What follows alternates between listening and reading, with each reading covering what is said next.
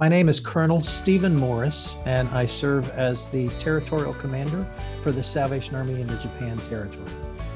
I've been watching it very closely from where I am, and I have just been amazed with the resilient nature of the people in Ukraine. And as resilient as the people in Ukraine appear to be, those that minister through the Salvation Army have that same resilience. For instance, the other day, I saw a video of the Salvation Army conducting their regular church service in the subway shelter with hundreds of people. And so now those people are a part of who the Salvation Army is serving, and they're preparing meals in their homes and delivering it to the people in the shelters. A lot of times, if you haven't been in a disaster, you wouldn't think about the fact that your ability to find food and access food and water is just about non-existent. So the Salvation Army is one of many groups that have prepared for this for some time, and we have some resource of water and food. And so the biggest ministry we're doing right now is feeding those that are sheltered. It's interesting, as we watch the news in the United States, we're seeing a lot of people, women and children, leaving the country, and the men are required to stay in the country. But I can confirm that all Salvation Army personnel has, of their own choosing, decided to stay and continue to minister. So I think the feeding opportunity is one of those things. When you're in crisis, you don't automatically think, I need to eat.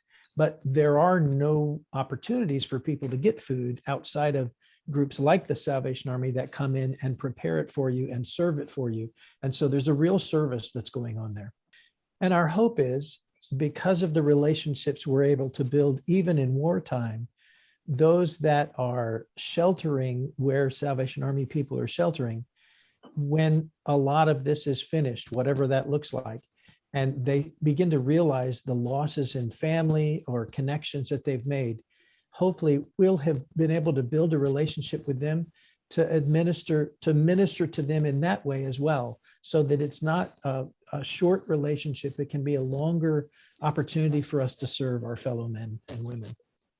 Well, often in times of disaster, we would ask for things to be collected and sent, or money to be collected and sent. Obviously, our access to send things in is diminished at this point. So the greatest resource is prayer. And another benefit of being a worldwide organization is we serve in every time zone. And so throughout the 24-hour period, there are people in the Salvation Army that are praying specifically for the people in Ukraine and praying for peace, quite frankly. One interesting point that's not directly related to this, but I was intrigued a few years ago to learn that the Salvation Army actually has an officer assigned as the United Nations representative to the Salvation Army.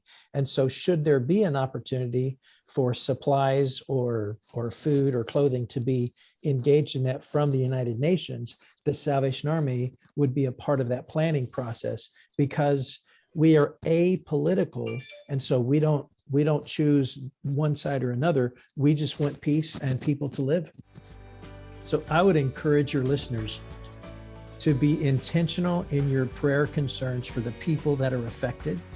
And we know as believers that maybe those that have caused this wouldn't of their own choice stop it, but God even has the power to stop their initiative.